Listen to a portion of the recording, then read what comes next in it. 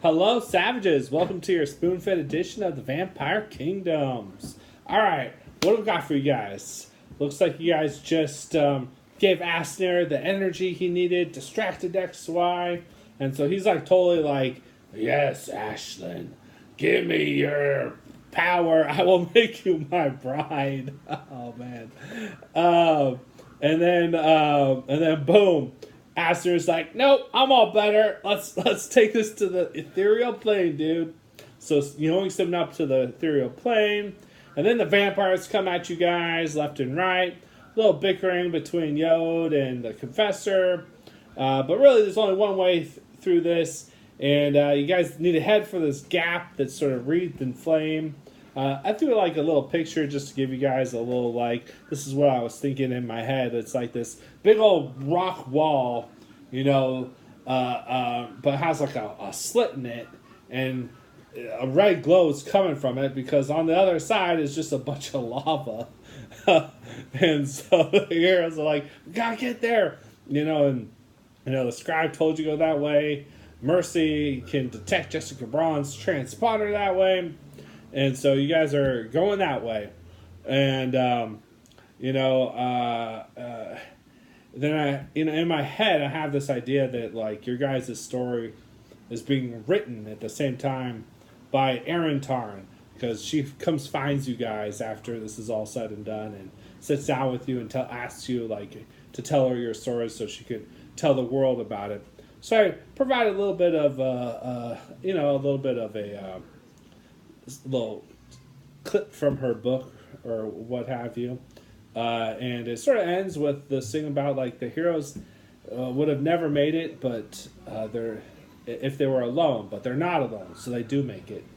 And if you click that sort of the little allies OCC, you'll see what I'm getting at. It's in a way, this is the part where we're in a movie and you guys are surrounded by just overwhelming forces and bad guys, and you can't hope to make it unless somebody takes a stand. And your allies and friends realize that, in a way, this story isn't about them. It's about you guys, and you guys have to be the ones that make it forward. Because if you all try to stop, nobody will make it. And if they are the ones that make it, they're not going to be the ones that can eventually defeat the big bad at the end. So it's just a series of, I tried to give every ally a paragraph. Sorry it took so long. A little paragraph. I don't want to spoil any surprises, but Carl, boom, angelic winged broadkill. What's up, Carl? You made it, sweet boy. I try to put in a little bit of everybody. Unfortunately, Architect, you didn't have any allies. I killed your ally. The last scene just snapped his neck. But I tried to throw in a little special OCC for you. And Mercy, you don't really have allies like the rest of the group because you're so new. So I tried to I put in a little OCC and a little extra challenge for you.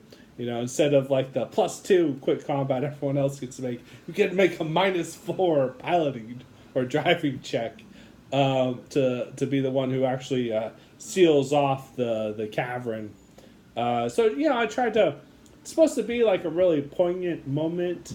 Real. I guess it'd be the part where the audience just maybe starts crying or something like that because minor characters characters they really liked. I'm not saying they're dead or anything like that, but it gives that appearance that they aren't coming back. So it's a heavy moment. I didn't want to convolute it too much with a whole extra leg of the journey that I've been promising you guys. So we'll get to that. Maybe in a couple of weeks. So I want to give you guys a little player agency, a few choices on which way you can go and set up where you guys are. So I'm hoping. And then the best part is I was thinking it'd be really cool if these heroic acts, because they are heroic, by your allies they somehow further embolden you guys to even higher heights. So everybody seems to really enjoy the legendary table rolls. So I rolled those out, and I put in my fourth table, the table of fate. So no matter what you roll on the quick combat, just include in your narrative like a last scene with an ally. You can play off of sort of the scene I gave each ally if you like, or you can just make up your own. But based on your table roll, the skill roll that you make, what does that scene look like? Like if for some reason you rolled and you get the berserker button, so that when you get damaged you go berserk and you grow. What did your ally do or say or act that somehow gave you this ability? That's what I was sort of going for. And then the following week, I think we'll try to recap everybody's PowerPoint expenditure and give you guys a little bit of time to rest, maybe recuperate, spend some more PowerPoints for like some greater healing or succor or whatever, what have you.